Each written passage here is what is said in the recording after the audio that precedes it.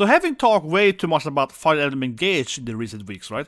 I now, of course, want to come in here and talk about really good tactical role-playing games that you probably never heard about. So in this video, I'm gonna go over not my top 10 best or favorite or like top ranked tactical role-playing games, no. My top 10 that I think, again, right, people haven't heard about before, but I really heavily recommend them. Before we get into the list, let's emphasize here, right? This list here isn't the 10 top best tactical role-playing games, neither is it the 10 most you have never heard about them. For example, Tensho Moyo, the classic anime, horror anime, like the first horror anime, has a tactical role-playing game. Yeah, that's right, Super Nintendo, I beat it in the game. It actually is pretty decent, right? But it's not an amazing game, so it's not in the list. But this would be an example of a game you probably never heard about, and if you just talk about games you never heard about, the role-playing games, this is a good example of it. Before we go into the list, I just want to say one thing. I always definitely preferred calling this genre tactical role-playing games or strategy. I never liked how people started using the SJRPG title, but I grew up, it was always called tactical. No one ever called it SJRPG or whatever. It was never a thing.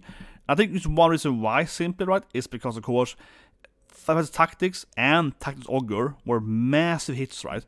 And were kind of like I would call it, but those two games, especially FFT, was kind of like the game, right? People talked about what is genre. So, of course, the title tactical role-playing games just made sense. So, number 10 then, Front Mission 3, or generally the Front Mission franchise. So, I want to start talking about Front Mission. Right? Front Mission is an amazing tactical role-playing game from Square Soft, right? Before they were even Square Enix.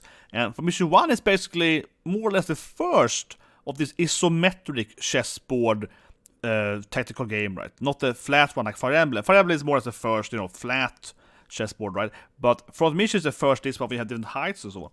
And Front Mission then is basically what Square did before they did FF Tactics, etc., right? So Front Mission, in a sense, is very similar to Fire Emblem, right? It's political, it's between countries, but instead it's mechas, right? It's military instead of magical, instead of dragons and so on. So the reason I put it on top 10 is because I don't think this game is unknown enough to be higher up. It is somewhat famous, right?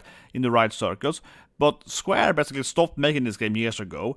And 4 and 5 and so on were never released in Europe. 4 was released in America. I think Europe only got the third game and so on. So it's been a game that maybe I haven't played right. But this, I think, is one of the best games straight up. PlayStation 1. Front Mission 3 is one of the top 10 games, I think, of all time. PlayStation 1. And yes, speaking, it's a very good franchise. The reason why is that it's really utilizing these body mechanics in a very interesting way.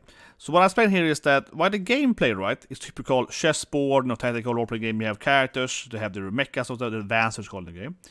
But in this game then instead, what they have, right, is that every body part has different health and so on. You can see here, the body is the main part, right? If the robot's body goes to 0, the character dies, right? Then you have left and right arm, and you have legs.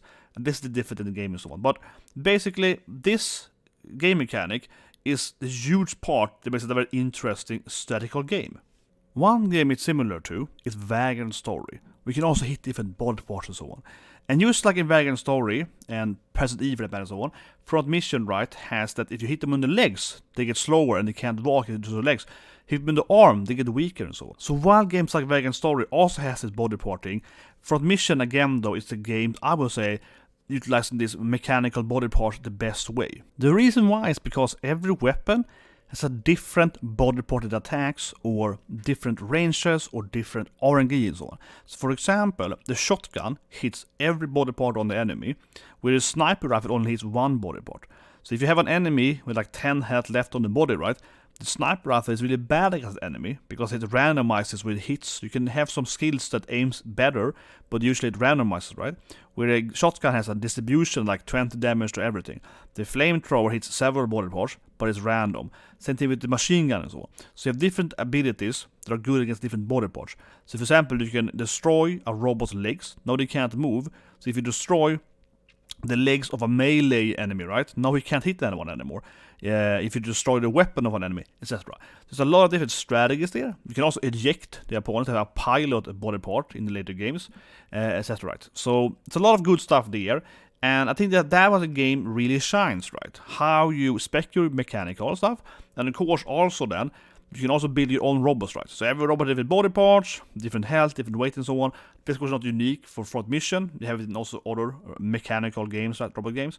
But I think the game really utilizes it very, very well, right? And it also utilizes skills, for example, we see in the latest Fire Emblem game with backup, right? So for mission 4 introduced that link battle. So if you attack next to me, I attack with you and so on, I can defend you and so on. Some units can turn off missiles, etc. So a lot of interesting skills that are in the game, which I think also really highlights. I mean, the game, honestly, was way ahead of its time, I would say, when it comes to different skills and attributes of characters.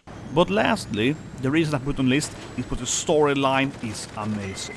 Every Mission game has a really good storyline, and especially for Mission 3.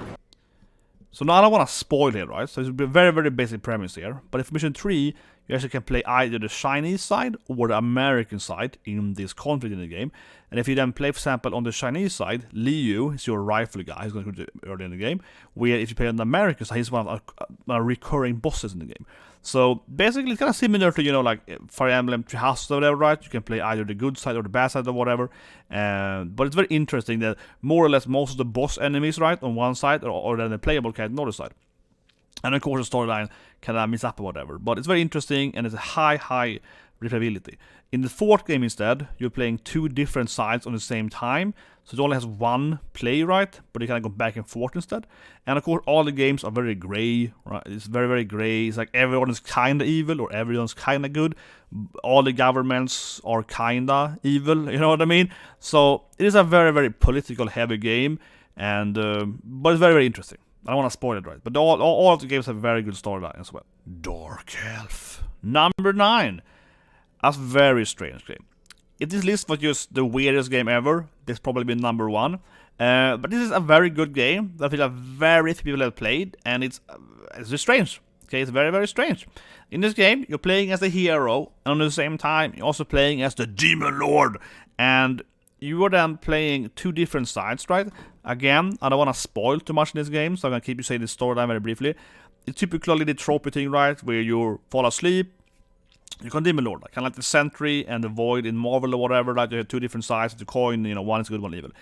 However, the gameplay then is very, very specific, because in this game, what you do as the evil guy affects the good guy. For example, you can burn down a village, you know, now the good guy can't do any quests anymore. So the actual gameplay is typical, you know, chessboard, JRPG, right, TJRPG, like Fire Emblem or whatever, but it's more like a smaller area that you explore. So I don't think that the game is particularly straight up not that good in this part of the game, right? Like the actual fights are that interesting. Again, they're kind of like a more basic version of something like Fire Emblem. No, the interesting part is that when you explore, right, and you have this like good and evil meter, you have to balance that. And again, this game is Nintendo hard, okay, seriously. I don't want to talk too much about this game because this is a game you have to really experience. Again, you're playing as the good and the bad guy, and you keep going back and forth, and depending on what you do, who you kill, who you save, whatever, makes the other guy's side weaker. So this game is incredibly hard. It's basically impossible to beat the game without a guide or something, more or less, but you have to play the game a lot. And I'm just gonna say this is one of the weirdest tactical games ever, right? Because you have to constantly help the other side, but not too much, and it is weird. Then you have to pick side who you're actually playing as, and it's a very specific game, okay? But I recommend it, yeah. Dark Health, if you want to have an experience, a very, very strange tactical role-playing game. Anime opening, this then is Arc the Lad. So I was questioning if I should put this on the list, because Arc the Lad I do think is quite familiar to many people, but at the same time, Arc the Lad definitely is a tactical role-playing game, which I think is very overshadowed, right, by the games like Fire Emblem Tactics, Tactics Ogre, etc., Fire Emblem, right? It's one of those like long-going franchises that I feel that no one has played unless you're really into this franchise. But as you can see here, it's very similar, right, to a typical turn-based tactical role-playing game. Arc Lad has changed its gameplay over the years, right? It used to be the typical, you know, isometric or then the chessboard board, right? Now here instead, in the Twilight of Spirits, it is more of a spherical circle thing, whatever you call it, right? We come into a game later, there's a similar gameplay, which I think is better though. So, I also hear me again, right? Arc the Lad, I don't necessarily think this franchise is the best tactical role-playing game, but I think it's a good tactical role-playing game that is very overshadowed, right? And there's a lot of games. It actually surprised me how many games there are in this franchise, right? It's been going for many, many years. yet I feel that no one's ever played these games. But I don't think it has that enormous, like, unique gameplay. For example, like, Dark Half is more like, well, this game is crazy. But Dark Half also, like, it's a crazy game, right? And I'll bring it up here, because I want to address something on the sideline before we go to the next game. And that is that sometimes, right, games aren't good. It's because they are different or unique or weird, right? This list here will definitely cover a lot of more unique games, right? But I worked on a company many years ago, a decade ago. I was like consulting for some friends that run this company, and they basically made a platform game that was terrible, okay? They made a platform game with the worst controls ever, and this one would be unique, right? This is what I call artsy-fartsy. And the game was basically tedious, unplayable, right? So I get in there to help them, and I keep telling them, but no one wants to play this game, okay? And they're like, we want to be unique. I'm like, but unique isn't necessarily... For example, an episode in The Apprentice UK where they take skulls and put it on baby food because they want to sell a unique food, right? So they, oh, let's put skulls on it. Of course, it's terrible, and they get fired because it's like, yeah, it's unique. No one's done it before because it's stupid, right? It's stupid putting skulls on food because people think about skulls in the grocery store as poison, right? So I'll say it here again, Arte Lad, I put it higher than Dark Order, I guess, because it is a famous game. It is pretty good with a basic formula, right? And we're going to list further on now. We're going to get some games that are kind of crazy, right? Especially the winner in this list is a cray-cray game that is both really good and is crazy, right? So that's a perfect list. But I just want to address it from my side point. I want to address it, right? That being different isn't always better, right? Like Arte Lad is definitely not as different as Dark Half, but it's more consistent, right? It's on the list because the opening is awesome. Yeah, so this game is called Namco x Capcom, and it's only here because of the Oppa is right. But seriously, this is a tactical role-playing game. I had a hard time filling out 10 games, but no, this game is awesome, okay? This is how it looks. It's a tactical role-playing game with Ry, with Ken, and so on, right? And of course, when you attack enemy, get typical animation, right? With, you know, the punching and so on. But actually, this game is pretty good. It also has one of the best ops ever in JRPGs. But seriously, right? It is... The characters, of course, are Capcom characters, right? So you have Mega Man, right? You have Ry, Ken, Guile, or whatever, right? Sakura, Karin, and so on here. And then, of course, the Capcom characters, right? So, for example, then... Mitsurugi, seen the opening, right, from Soul Calibur and so on. The thing is that just like many of these, how's called it, versus games, right, Marvel's, Capcom, etc., they have a lot of cool mechanics, right, because every character is supposed to kind of like incorporate their game, right, and because just like in, for example, that Marvel's Capcom, we'd have taken mechanics like how can we make Mega Man be in a fighting game, well, he can like change outfit and like summon stuff and so on, right.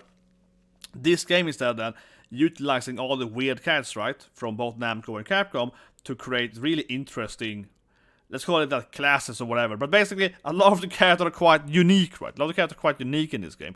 So perhaps this game should be further up the list, but I don't know. Shining Force, especially Shining Force 2 then, it is an amazing game. Very straightforward though, but it is the Sega of Fire Emblem, right? So if you like Fire Emblem, especially if I'm coming from Fire Emblem Engage or one, right?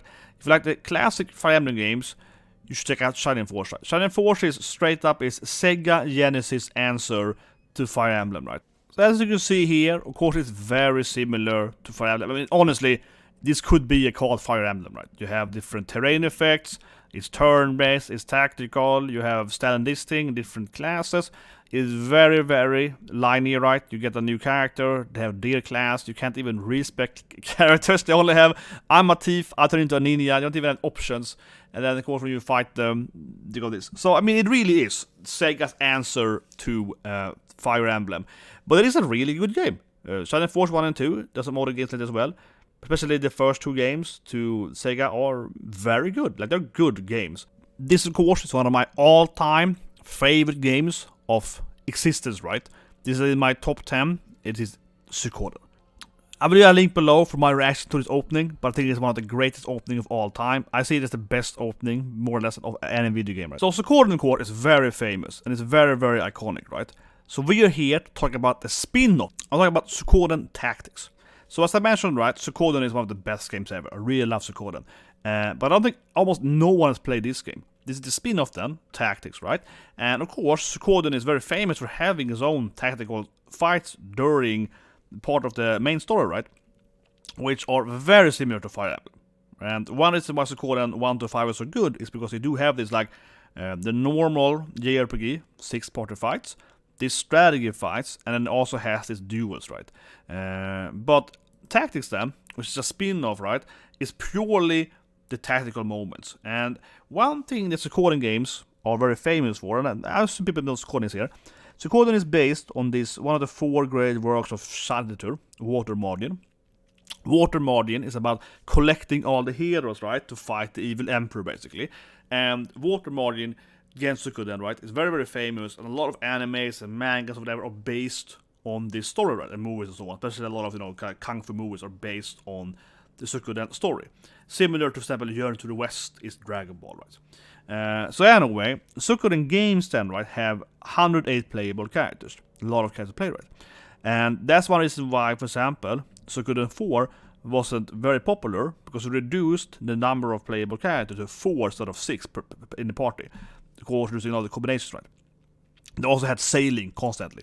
But anyway, Tactics, right, in my standpoint, I come from here, makes perfect sense. So now I can use even more of those characters. Right? Now we have a game with a lot of playable characters, could be characters, right? And we can play more of them. Already here, I'm liking it, right? And similar to then, of course, 1 to 5 normal games, you have the runes, the different combinations, different support, different like... So in Suikoden, the character, if they're friends, or if someone is like, oh, this is my sister, they have a combo attack and so on, right? So we can stuff like that in the game here as well. Generally speaking, it is a pretty good game, and I think actually that it makes more sense, right? That Suikoden, again, as a franchise, should focus more on this part, because you have so many playable characters. Why is this game not very played then? That's what I give a little perspective here. It's because Suikoden 4 is by far the worst game in the franchise, by far. The sailing was terrible. It also, Suikoden 4 wasn't released in Europe. Neither was the third game. Number 2 was released in Europe, and 5. So that's one reason, right? So Tactics, of course, is released after 4. It takes place in 4's timeline. Every Suikoden game is in the same universe, same planet, but different times. But this is like a spin-off to 4. 4 again is the most hated one, right? And 4 was released in Europe and so on as well. An overlooked game, right? Because people, of course, were kind of salty after the 4. I was too, right? When I bought this game, so I have all Suikoden games. Suikoden 2 is probably my most valuable game in my collection to PlayStation 1. It costs like $200-300, right? So it's a quite valuable game I have there for my PS collection. And when I bought this game, I definitely was a little bit like, 4 was definitely not as good as 3 and 2 and 1 and so on. But I guess I buy it because I'm a huge Suikoden fan. So this game is a lot better than 4, right? But I think a lot of people didn't buy it because, again, it came after the worst Suikoden game, right? Probably massively weird. And also, for that matter, side note here, this game was released in Europe for some weird reason. I must say, I mean, it's good, but I was pointing out that the 4th wasn't, the 3rd wasn't. The main games were not released in Europe, but this one was. I think it's just strange. Now, time for another one of my absolute favorite JRPG of the time, Wild Arms. So Wild Arms, similar to Suikoden, it's one of the best PlayStation games of all time. It's an amazing game. One's very, very famous, right? And Wild Arms 3 is one of the best games in 2. However, Wild Arms 4 and 5 that people have played, I would say. I think 1 to 3 is kind of like the typical Wild Arms games, right? 4 and 5 are actually kind of like a mixture of tactical and typical turn-based games. So in 4 and 5, you have this weird, like, I'd call it hexagonal system and buffs and so on. It's kind of complicated, and I wouldn't say necessarily it's good or whatever. I was pointing out this is kind of what 4 and 5 are. However, what I'm talking about here in this list is Wild Arms XF.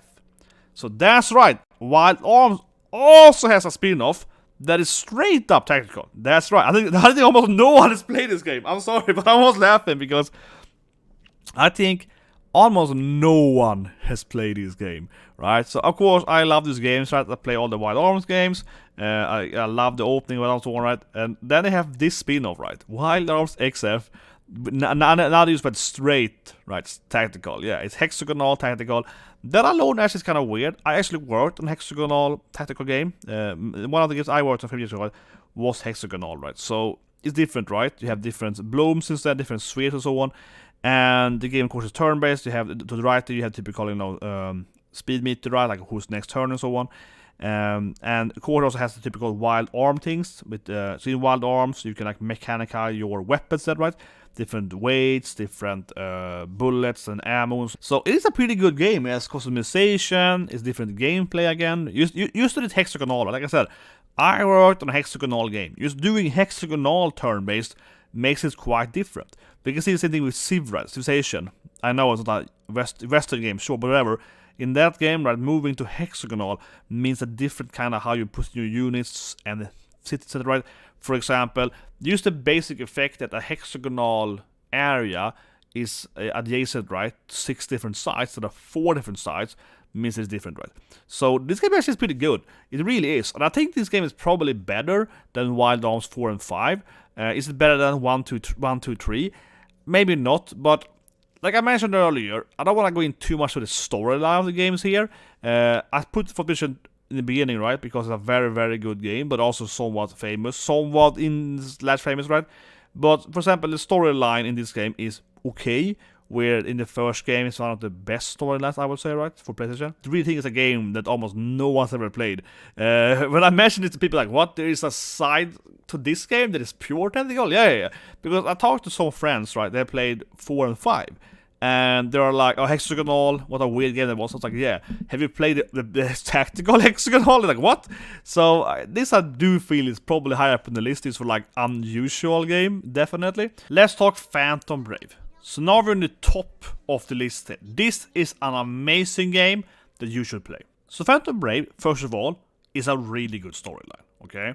It's a Nippon Ichi game, right? And you can't make a tactical JRPG list not having at least one Nippon Ichi title, right? Of course, they're very famous for the Disgaea games, and they basically only make these genres, right? Phantom Brave, though, is one of the best ones, as how the main series, right? So Phantom Brave, first of all, again, the storyline is really good. It's not as quirky and cray-cray as other games. It's like a sad story about Marona, this like dead parents with her ghost buddy, was friend of her dead parents, and she can like control ghosts and so on. So I don't want to spoil the storyline, but I think it arguably has the best storyline of any Nippon Ichi game, so that obviously puts it up higher for me, right? Now, okay, I love their games, okay? I love their games. Disgaea, etc. I love those games. But those games, of course, are kind of quirky, comedic, you know, oh, I'm the evil lord. I think Phantom Brave is probably the one where they play it straight. You know what I mean? Where they really have, like, sad storyline. Her best friend is a woman, is going in a wheelchair later and so on. She's bullied by everyone hates her, it rocks at her. I don't want to spoil again, but this has, I would say, this is the best Nippon Ichi storyline they ever had. And I played all of their games, right? So this is, for me, in my opinion, already they're high on this list, right? Like the best story. Now, the actual gameplay then. We talked about Arc the Lad earlier, right? Arc the Lad has this, well, the later game has a circular, kind of skipping over the squares, right? Going away from the Fire Emblem for mission and so on, going into this like circle thing instead. With example, Wild Arms has hexagonal, right? This game has circles. So that already is unique. It has circles, guys! Circles instead of squares. But it's interesting. So every character has like a range set, right? In their diameter or radius for the and so on. And spells are based on radius, and so on, right? So that's different. But what is really unique in this game isn't so much that it's radius-based instead of being square-based, right? It is that every character, except the main character, has to be summoned into the game world. So, she's basically, again, this loner kid with no friends. And all your party members are ghosts. So you have your main guy, right? Like this is like her best friend, her parents are dead, that he was preferred that, right?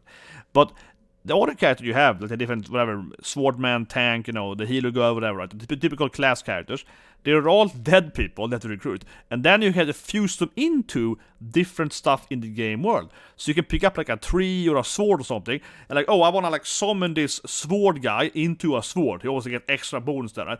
But if I summon the healer lady, the priest ghost into the sword, she's gonna get, you know, more tanky, right? More attack power, whatever. So the game is really interesting because first of all, you have you know your classes, you have your characters, right? You have the typical stuff like that.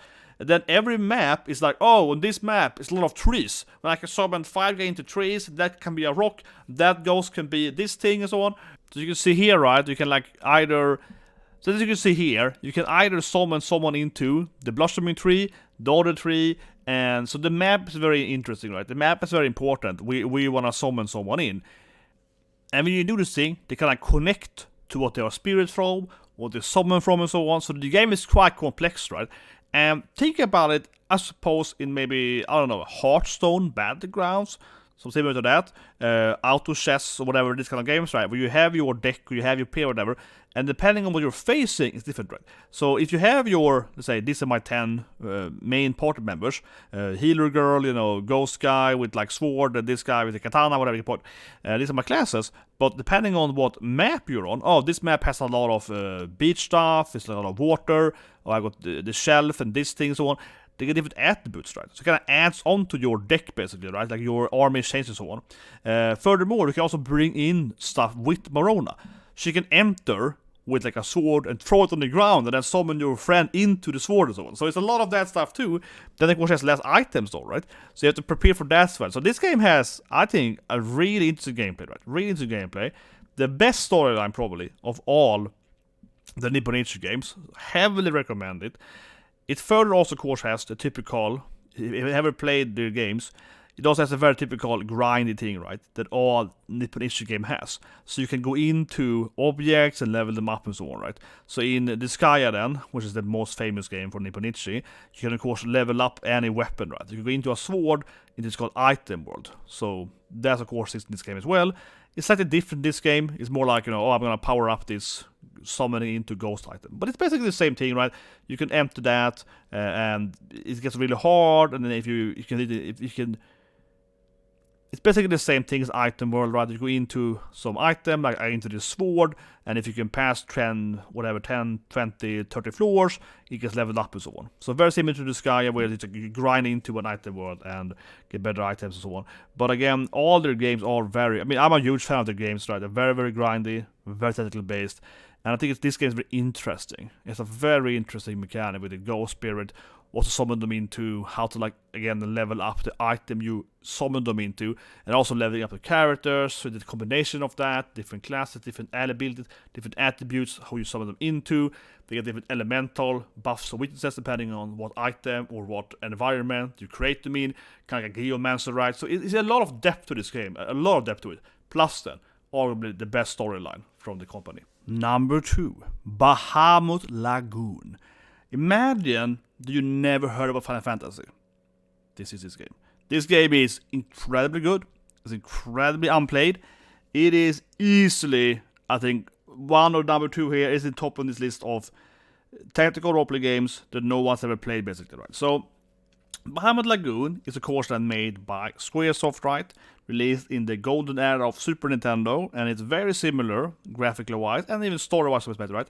To, of course, Final Fantasy. It even has, of course, Bahamut, right? Which is, of course, usually the strongest summoning Final Fantasy as its main title. The art and so on, right, is very similar to Fantasy. However, the game was never released outside of Japan. So that, of course, immediately means that no one basically ever played it, right? I don't really know why in that sense, because I mean they did release Final Fantasy outside of Japan and, you know, Secret of Mana, etc. So I don't know why this game in particular never got released. But there are a bunch of those games, like Live a Life and so on, and this game maybe finally gets a remake one day. But anyway, why is it different then, and what makes it good and so on? So it follows the typical strategy elements, right? It's turn-based, it's tactical role-playing game, you have your units, and also, of course, dragons, right? Bahamut, coming to those later. However, it's not like, for example, Fire Emblem or for Mission or whatever. It is more similar to Ogre Battle, right? Not a cult classic, where every army here represents a party of units, right? So when you go into an enemy and fight them, it isn't just like you attack them with, for example, let's say Mart. You attack them with Mart plus the other character in the team, right? Mart, Icon, whatever, even point. You basically have every party, or rather every unit that you see on the screen here is a party of like Final Fantasy characters, if that makes any sense. So for example, if the blonde character here is like Cloud, right? If he goes over and attacks the enemy, then it's gonna be like Cloud, Tifa, and Barret in that party, right? For example, Aerith is the lady in purple then. She has like Aerith, Vincent, whatever. They're in one party, right? So every group of individuals here, right? And the enemies, of course, are the same, right? So they fight in parties, right? So that is, like I mentioned, it is similar to Ogre Battle, or that, which is actually pretty rare. That Ogre Battle is a game I would love talking about, but Ogre Battle, I would say immediately here, right, is, I think, an iconic cult classic. that I don't have in this list, right? But surprise, it's not number 1, it's not Ogre Battle, but Ogre Battle is just incredibly famous, I think, for its unique gameplay, right? But anyway, yeah, it's not that common, right, to have this, like, every army is actually a party of characters. So that's one huge thing in the game, right, that you have several different parts at the same time. Furthermore, you have these dragons, right? So the dragons are also then parties, in a sense, but instead of being that you have, like, for example, like in Ogre Battle, you can have 3 guys and a dragon. In this game, instead, the dragons are basically replacing a whole party. So, yes, this party here in the middle, that's like 4 characters.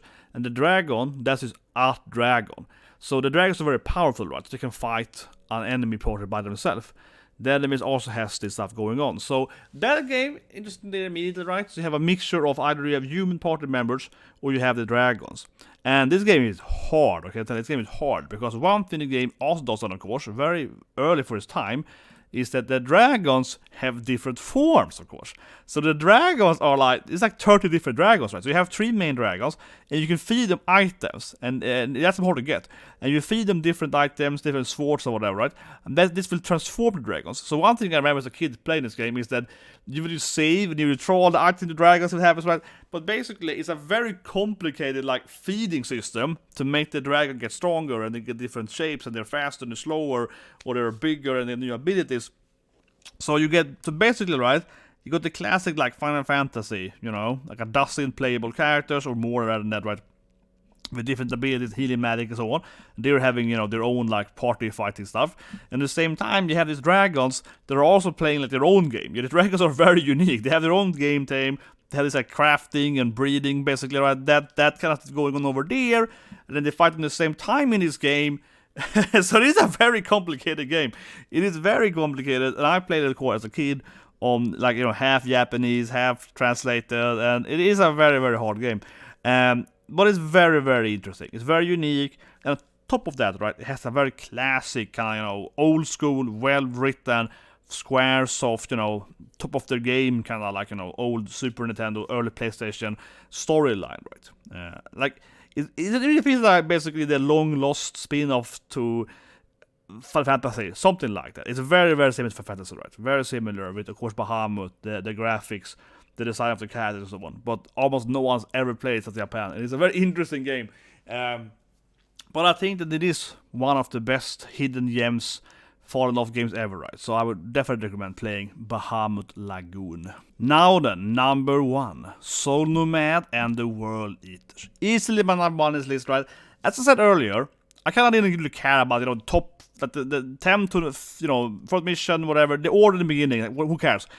The end, though. Phantom Brave, talk about, or Nippon Ichi game. This, though, is the best Nippon Ichi game when it comes to unique gameplay.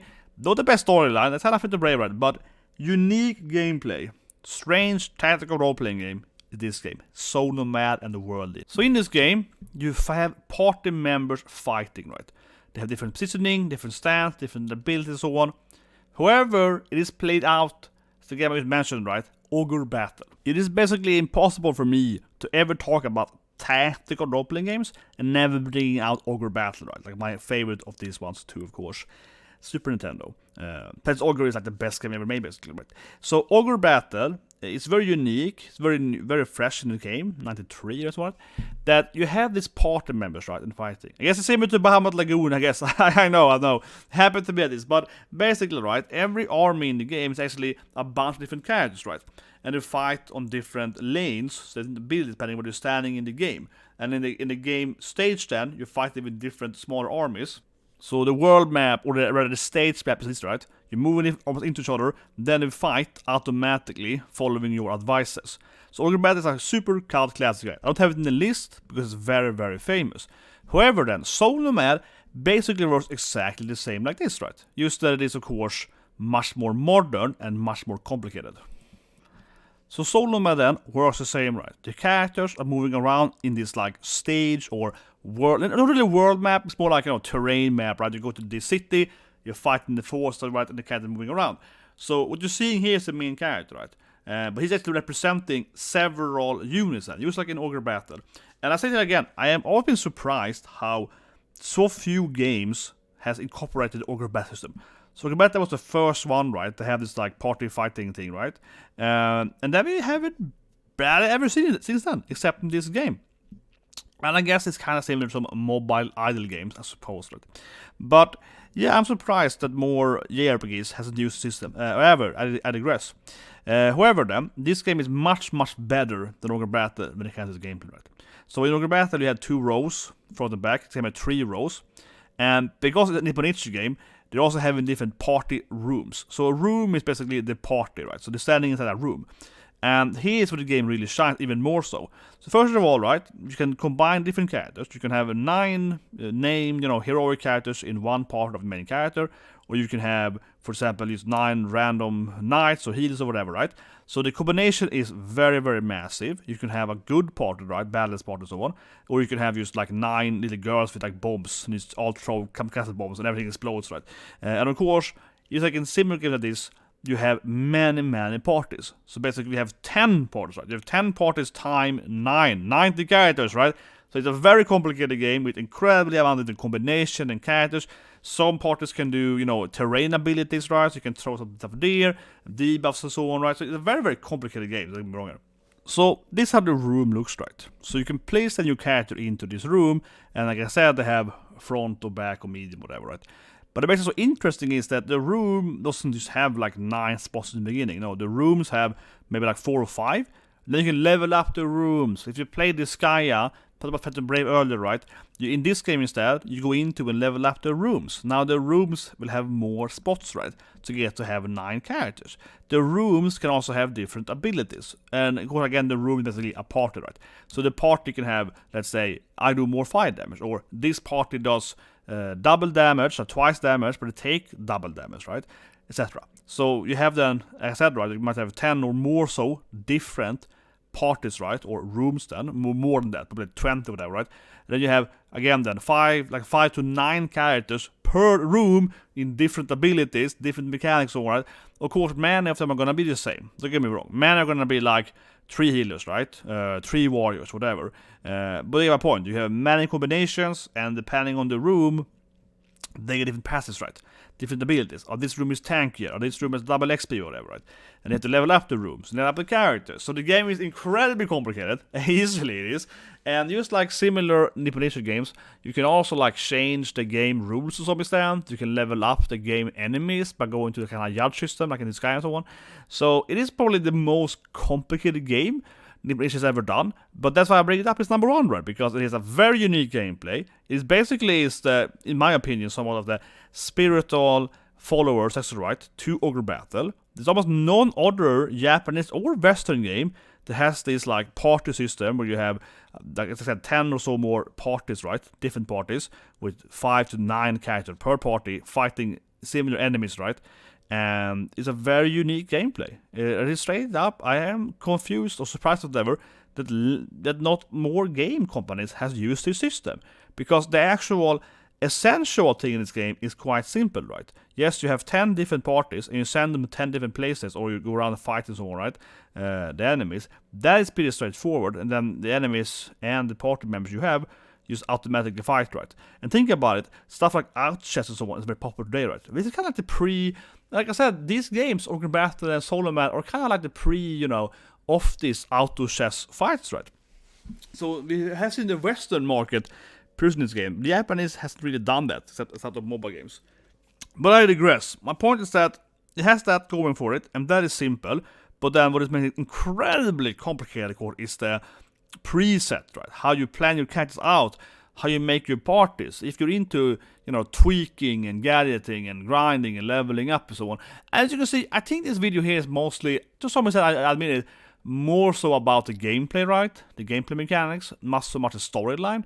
So I don't want to talk too much about, the story bits or whatever. But it is definitely probably the most unique game that I feel no one's ever really played. That being said, of course I have seen people mention Nomad every now and then, and I will admit that it feels like the go-to number 1. If anyone asks you that, okay, can you give me the rarest, strangest, most unique tactical role-playing game element? I'm like, oh yeah, Nomad. It's like, Nomad. It's like, it feels like the go-to answer I have to admit to be like, you know what, Nomad, that's a very different game. Like previous though, I will say it here though, this game was not released in Europe, for example, right? I bought it myself imported, so I think that also is a reason though. I think it is definitely is a, as I said, many other games in this list here have the similar issue where they were not released right in Europe or even outside of Japan, like Bahamut Lagoon. So of course most in this list here I feel are games that have been limited by the Japanese developers not, publishing them outside Japan, many of them, or limited or very few copies and so on, right? So that definitely is one reason why though. So what is your top 10 TJRPG games that no one's ever played? Hope you guys like the list and hope you guys get inspired to play some of these games, right? And, please subscribe and so on. And maybe the next video will be something like top 10 general roleplay games. For example, Sailor Moon is a pretty good roleplaying game. Or maybe it's my top 10 JRPG of all time. And I have to say one thing here. If I ever do like a top 10 JRPG of all time, I feel I have to do it like per console almost. Yeah, like these top 10 feels all really hard to do. I probably go like PlayStation 1, PlayStation 2, Super Nintendo. Probably go per console, right? But I guess you guys have a great